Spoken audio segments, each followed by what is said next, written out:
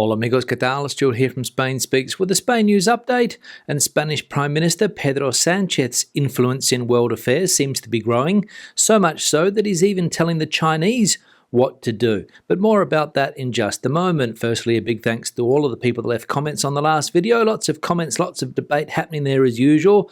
Thanks to the people that supported the channel through the new super thanks option. Many thanks for that. Thanks for people that bought merchandise, and a big thanks to my patrons on Patreon for your continuing support. Now, let's get into the news. And as I said, Spanish Prime Minister Pedro Sánchez's influence in global events seems to be on the rise. And yesterday, he asked Chinese leader Xi to mediate as a stabilizing power, and China responds that its influence on Putin should not be overestimated. Spain believes that China can play a relevant role in stopping the war in Ukraine due to the fluid relations that the Asian country maintains with Vladimir Putin's Russia. This is what Prime Minister Pedro Sánchez has made known to the President of the People's Republic of China, Xi Jinping, during their meeting in the margins of the G20 summit, which is being held in Bali. The meeting, held on Tuesday, lasted 40 minutes. The President of the government appealed to the President of China to use his influence as a stabilizing power so that Putin would put an end to the war,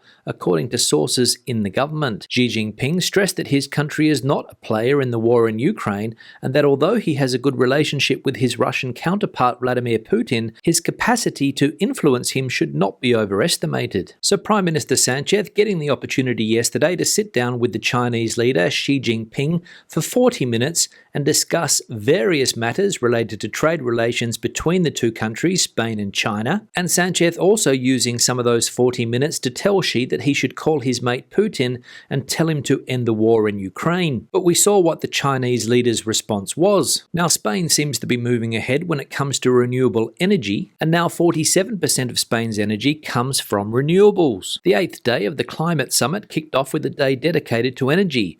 Renewables will be essential to achieve the objectives against climate change. The delegations from the 190 countries participating in the Egyptian city Sharm el-Sheikh will talk about this at a summit marked by the energy crisis and the war in Ukraine. What is Spain's situation with regard to the necessary energy transition?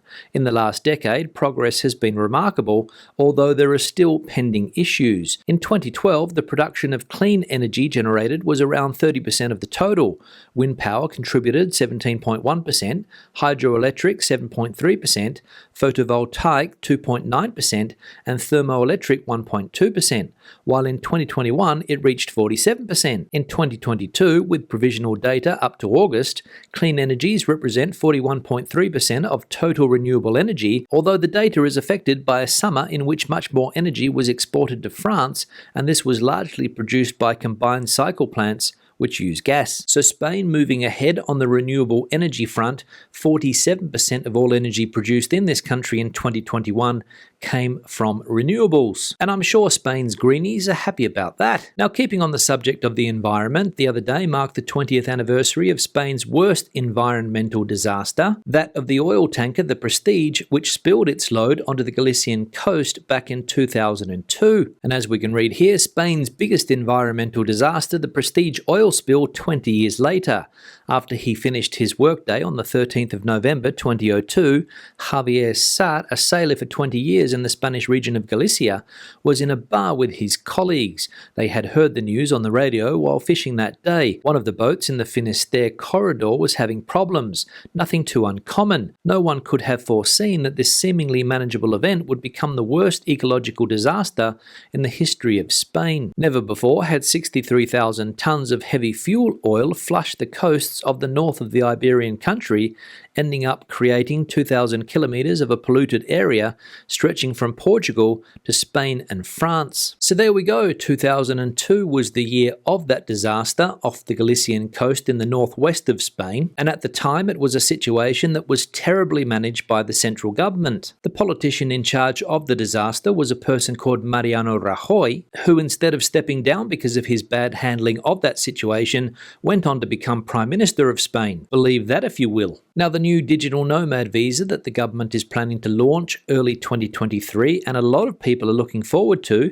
is making the press today. And as we can read here, Spain is expected to launch its digital nomad visa in January. Here's what we know about the program so far. Spain has been teasing a digital nomad visa for over a year now that would allow remote workers to live and work in the country for up to 5 years. The visa, bundled within a new startup law aiming to help the country's burgeoning tech scene, was approved by the Spanish Parliament in early November.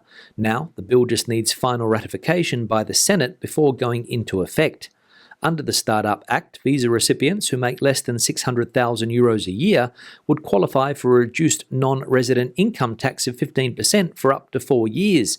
Typically, non-residents must pay a personal income tax of 24%. Spain has not said what minimum monthly income remote workers must make in order to qualify for the visa. However, some experts have predicted the threshold will be around €2,000, approximately $2,069 a month, according to local media reports. So, in less than a couple of months' time, that new digital nomad visa should be available. And if you're looking forward to and planning to apply for that visa, please let us know in the comment section below. Now, the Spanish population's poor English language skills is also making headlines today, because as we can read here, yes it is, Spain among the European countries with the worst English language skills. Spain is among the 10 European countries with the worst level of English and continues to stagnate in 33rd position worldwide out of 111 countries in the EF-EPI 2022 ranking. Specifically, Spain, with an average level of proficiency, ranks 25th in Europe out of 35 countries, according to the report published by Education First,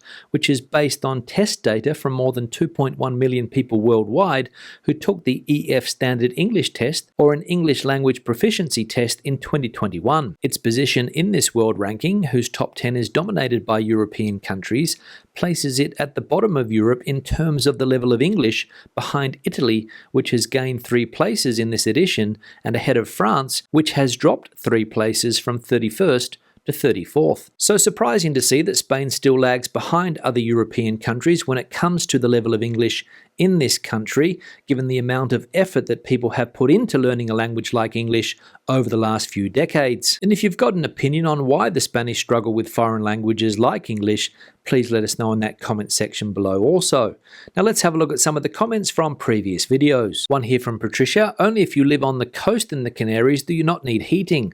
Even then, sometimes in the winter you will need it. My friends who live in the mountains all have heating, fires mostly. The mountain is over 12,000 feet high. We have all weathers as you go up. My energy bill has gone up by 50% even with the VAT cut by the government. Yeah, Patricia, thanks for the comment and thanks for clearing up the topic of heating, whether it's necessary or not, in places like the Canary Islands. And as you say in your comment, if you live on the coast in the Canaries, it might not be necessary, but if you live in the mountains, it definitely would be necessary. Because it's quite easy to forget that Spain's highest mountain, the Teide, is in the Canary Islands, with the summit sitting at, as you mentioned in your comment, more than 12,000 feet, or around 3,700 meters for people that don't use feet and inches. So I imagine it can get quite chilly at the top of that mountain down there in Tenerife. One here from another Patricia: yes, agreed, Digi are very well priced. Yeah, Patricia, thanks for the comment and thanks for adding to the debate that we have been having on this channel in recent times about the best telecommunications company here in Spain.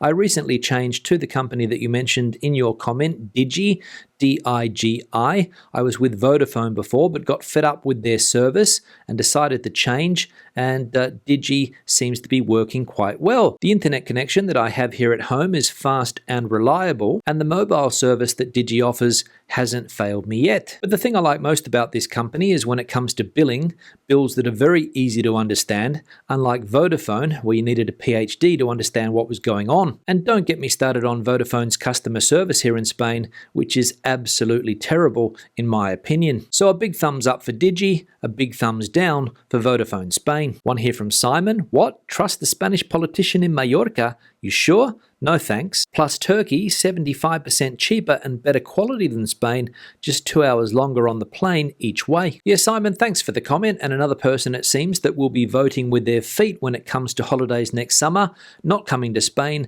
and heading to Turkey. And that, as we know, is apparently what the Balearic Islands tourism minister said the other day. She doesn't want people coming to the Balearic Islands from the UK, especially that low-level tourism, and she said that they should visit Greece and Turkey instead. So good luck to people that are planning a holiday next year to the great democracy with a fantastic human rights record that is Turkey. One here from Buenos Dias. Thanks, Stuart, for this great video. You say the food is decent, but not the best.